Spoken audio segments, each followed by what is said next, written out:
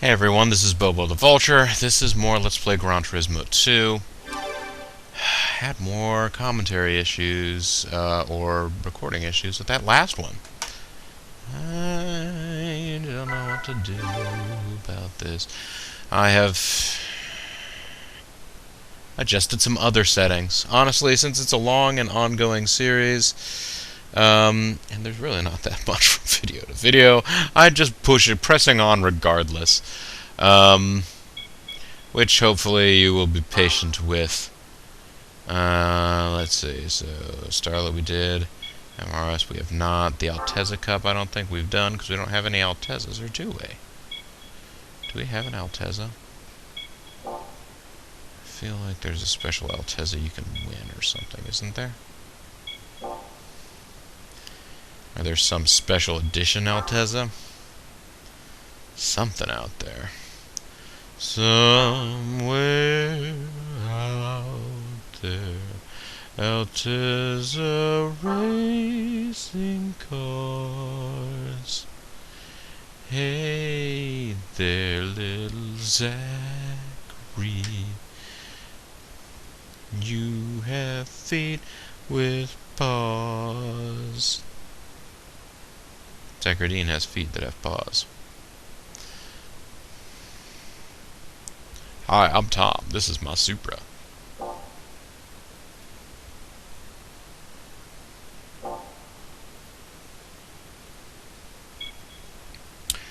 Okay, so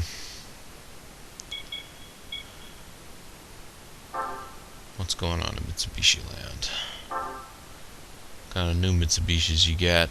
You got the Galant Super VR4s, the VRGs, the 3000 GTs, the Lancers, Minica. I bet there's a Pajero some sort here, Pajero Mini. Sure, yeah, that's all good and fine and good. What kind of events you got? The Mirage Cup and the Evo meeting. Have we won the Evo meeting with a Mines Evo?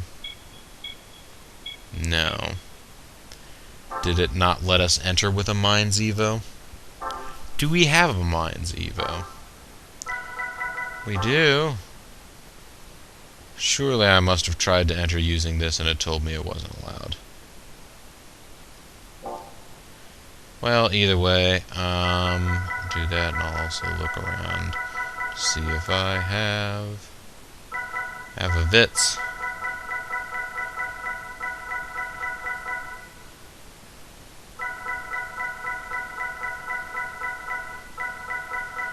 Looking to see if I had a...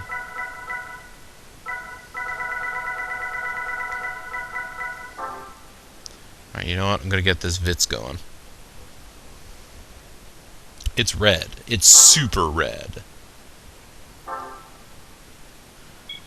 I think this is actually suboptimal, because I believe the Vitz that you get as a prize car is not quite as good as the regular Vitz that you can buy from the store. But I don't care enough.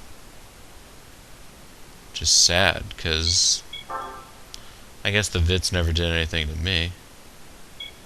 It's just on my list.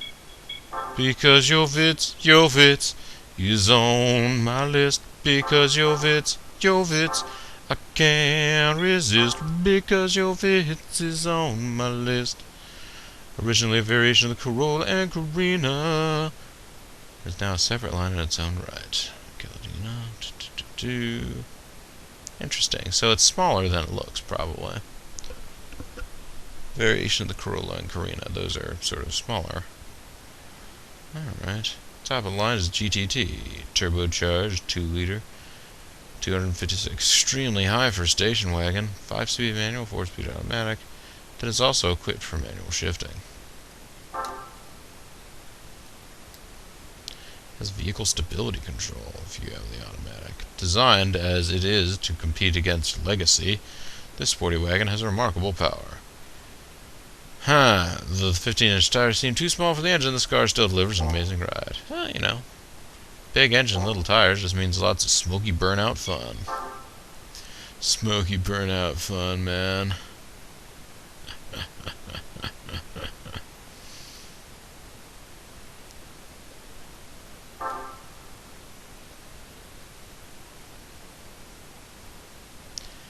And yes, folks, here it is, the world's first production, mass-produced gas-electric hybrid car. Even though, yeah. I think the Prius got out to the world before the Honda Insight did. The Honda Insight got to the US market first, I think. Maybe it's the other way around. I'm sure this will tell us.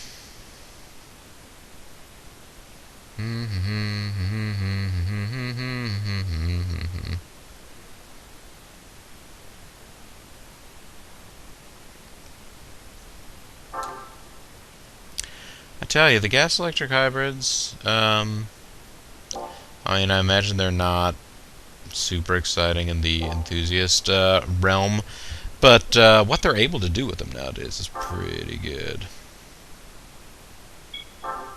Here's a Vitz F.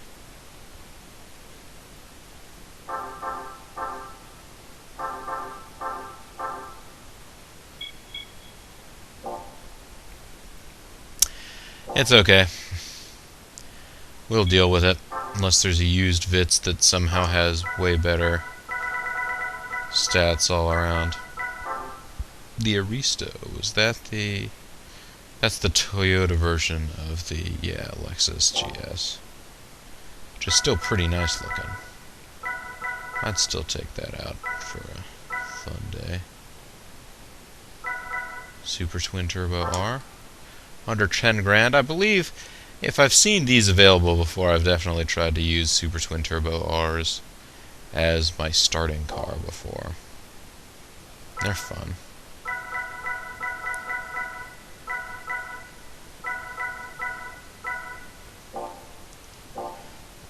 Actually, do we have a regular tuned Supra event that we need to do?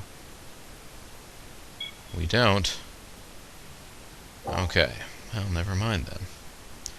For some reason, I thought we might.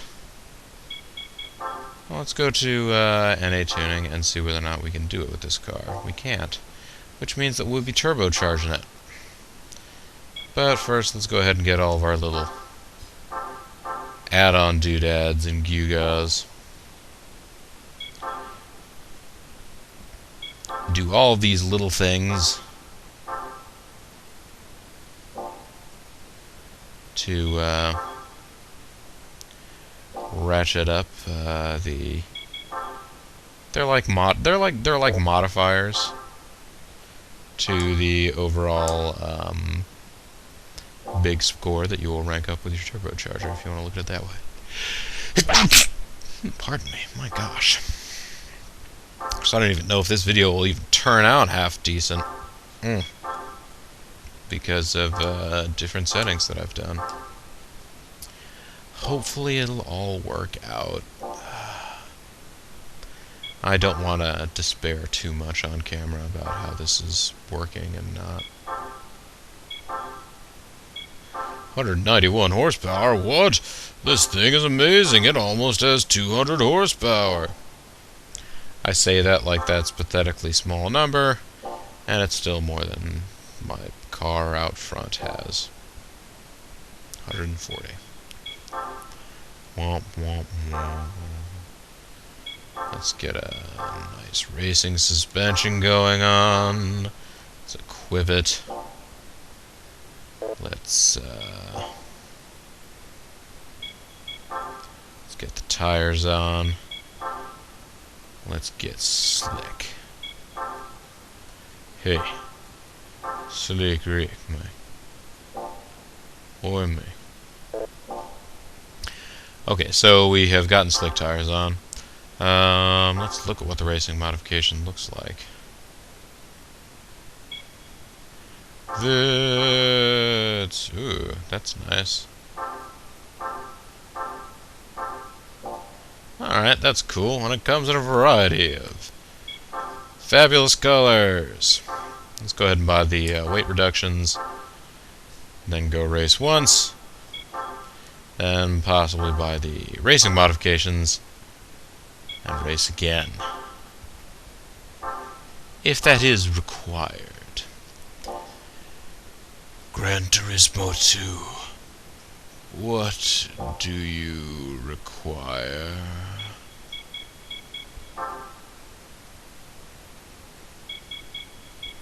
It will require that in the end. So, let's get this part going first. Vitz's only.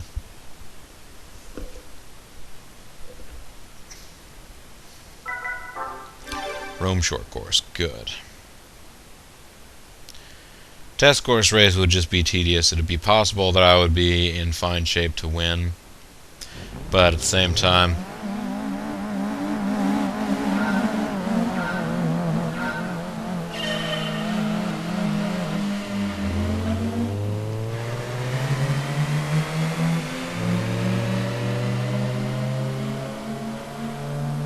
so the Vitz, if I'm remembering right, was basically the same car that was also at other times sold as the Yaris and the Echo,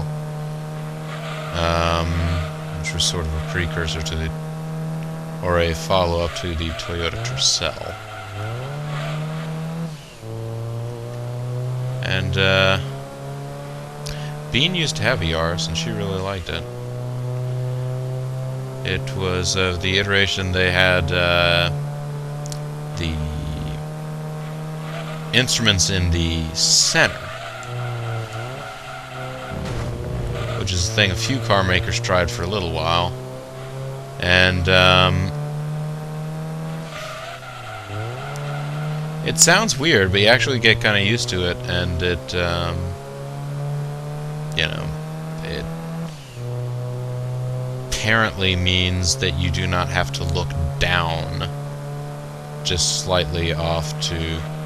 Basically, your eyes have to move more in order to see something that's above or below you than they do to see something that's slightly to one side of you.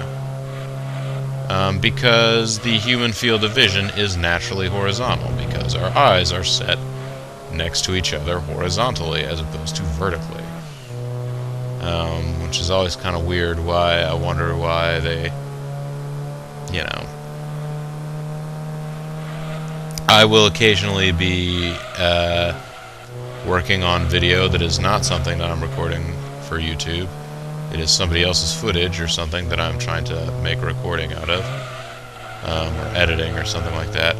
If they've done it on their iPhone, then they're holding their iPhone like you ordinarily hold your iPhone, and the camera is then recording this in a vertical space, which is not really the way that you would see things, so it is terrible, basically.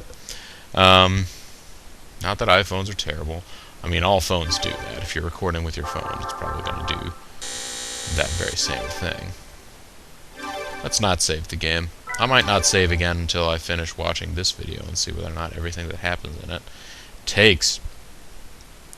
I changed the settings in a way that maybe this video will come out completely irreparable, as opposed to the ones that we've seen so far in fairly recent times that just have sections where all of a sudden I start talking like this, and all the picture gets really screwed up, and oh, it's terrible. Now, of course, if this video has that, it'll have it during that section, so I'll be even more inaudible than normal. Let's get the dark green going, because I like dark green. It's Spearmint Vitz. Everybody chew new Spearmint Vitz.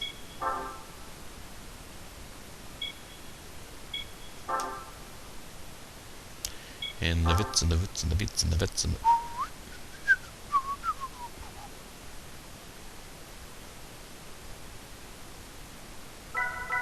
Hey, Grindelwald, that's a nice track. That's a nice track that I don't see in some of the newer Gran Turismo games. Which I believe, at this point, probably have commented from top to bottom about, oh, this track is in future Gran Turismo games. This one isn't. This one only shows up in, like, one other game, or whatever. It's all been done before, man. It's all been done. Woo-hoo-hoo. It's all been done. Yeah, so...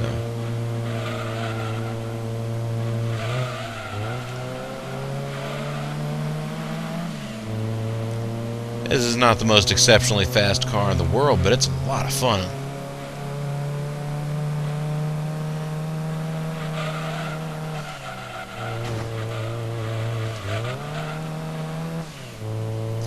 Especially with the amount of power that it has, it's not so much to completely overwhelm the car, especially with the little sport suspensions and grippy tires and stuff. It's got a short wheelbase, so it'll turn.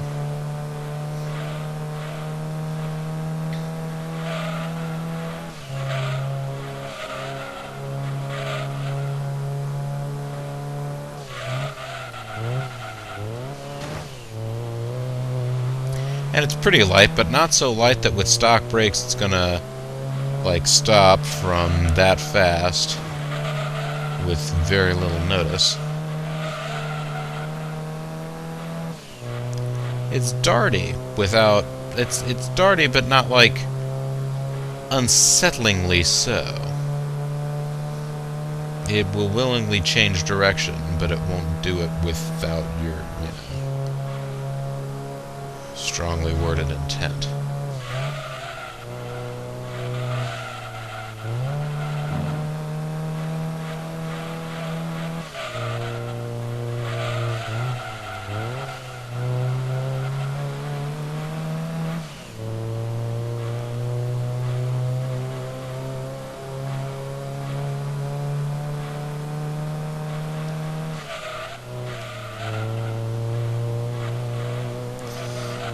It's just a cheery little exhaust note, too, isn't it? I mean, it's kind of throaty for such a little thing.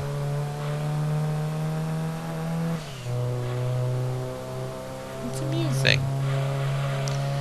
But yeah, the center-mounted instrument clusters. Basically, the idea was, like, directly in front of you, you've got a steering wheel in the way. You want to try and put instruments in a place where it was out of the, like, sight of the windshield, but still directly in front of the driver. That's where the controls are. So if you put them off to the sides, they can be a little bit higher, and it's still an area that you should probably be scanning because it's part of the road ahead of you. A couple of different cars. I mean, a lot of cars throughout history have done that, but like in the sort of late 80s, early 90s, there were a couple that were trying that. There was the Yaris slash Echo slash Vitz, whatever you want to call it. I feel like Saturns from the late 90s, early 2000s had center instrument clusters.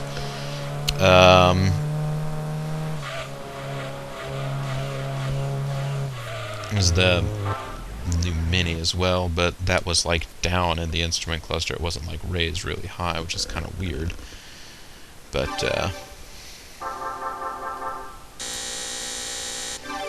that was sort of more of a style thing to begin with anyway. So yeah, let's revel in the niceness that was this little car. Now, I'm pretty sure I have no events that I can enter that thing in again, even though it was fun like the dickens to drive around. Drive it around. Drive it. Vitz only.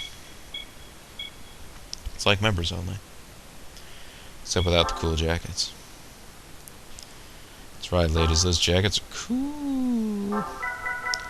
I don't know if the jackets are really that cool. I feel like I tried to enter this and it wouldn't let me. But let's try it again. My memory is imperfect. Maybe it did let me and I sucked so bad I quit out of the race before it was over, and it didn't record my having attempted it, and that's why there's no finishing place in this evolution trophy. This evolution meeting. I can't participate, or my car can't do it. Is it because the Mines Evo is considered a racing car? I don't know. Is it a Grand Touring car? Can I enter it in the Grand Touring Championship of Grand Touringness? Is it considered a luxury sedan? Hint. It's definitely not luxurious. It's not historic. Even I know that.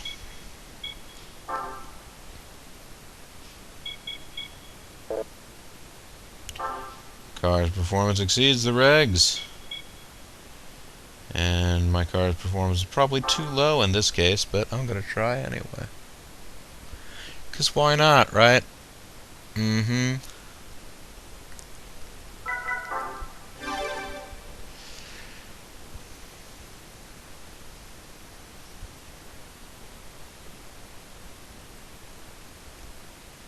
Just also so I'd have a chance to take this car out and drive around a little bit and know what its story is.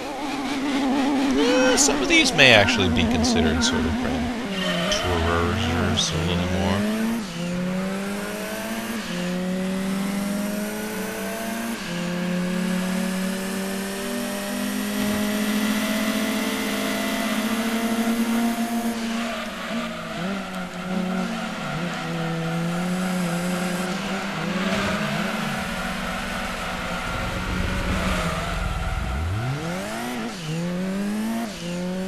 Well, sure was okay with pivoting there, wasn't it? Gotta bear that in mind.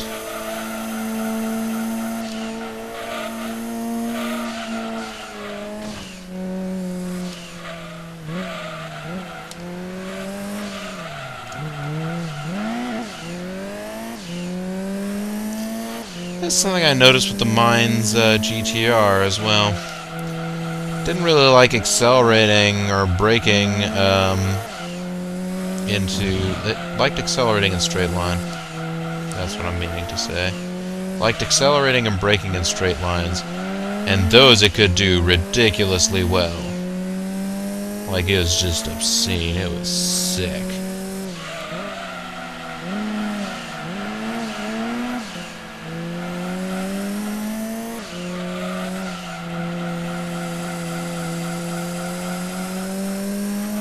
Go. Just gently drift your way through that corner. Why not?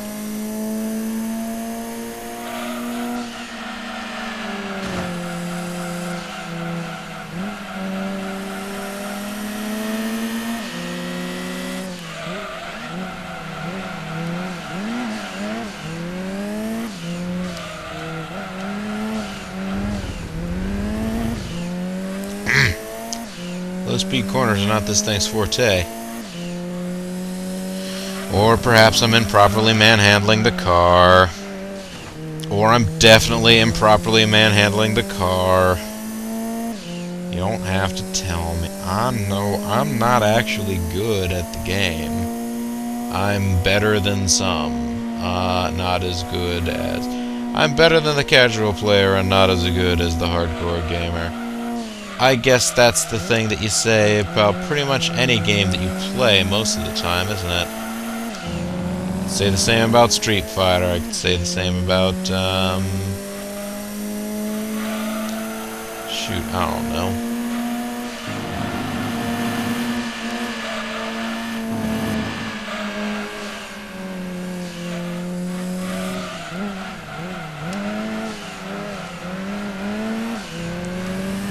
Wow, people going all over the place in these crazy cars.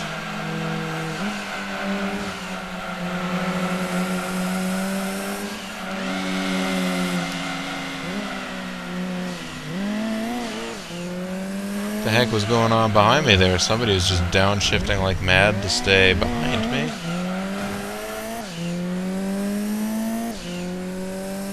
My goodness, this car is a handful.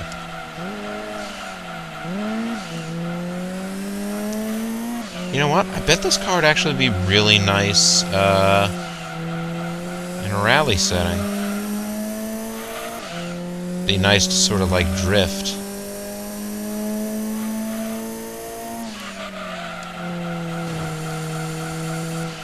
It's almost like it's set up for somebody who wants to drive it like a rally car on the tarmac, but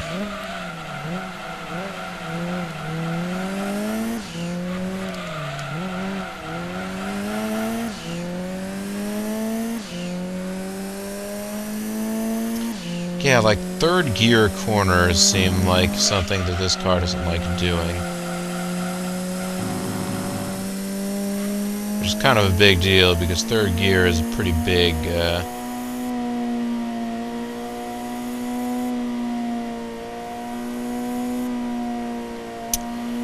and, you know, presumably they just didn't bother to upgrade the transmission. That was the one thing that they decided they were gonna just be okay without updating anyway. Yeah, so those guys decided to go nuts in the final lap in their Grand Tours.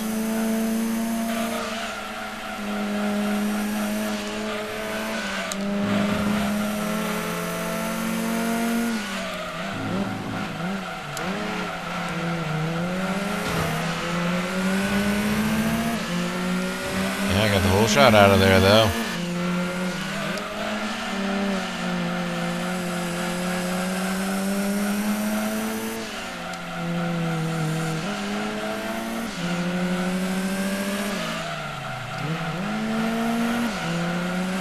There we go. That was actually a pretty good exit there. Unfortunately, we're coming up to a part of the track that I don't know that I can drive especially well in this car. Those two are Dyson in a way that might allow me to catch up with them. Come on, tell me you guys are Dyson in a way that will let me catch up with you. Tell me!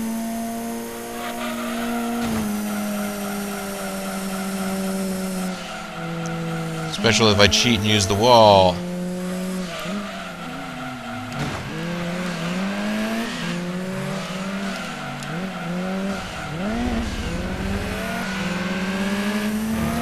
Gotta catch the Corvette. Not gonna catch the Corvette, though.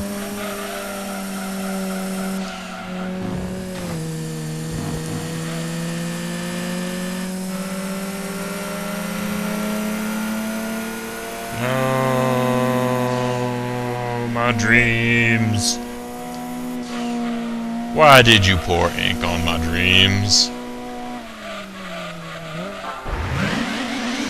Alright. Now, as crazy as all those other cars flying around was, it's probably about time to end this video anyways, so what I'm going to do is, since we didn't win a prize car or anything, I'm going to get here to the save game, and I will only save the game if it turns out that last video took. As I was saying, trying different settings, hoping desperately that something will keep me from going into random, garbled modes during the recordings. Either way though, folks, this is Bobo the Vulture. This is Let's Play Gran Turismo 2. Thanks very much for watching, and I will see you all next time. Bye-bye now.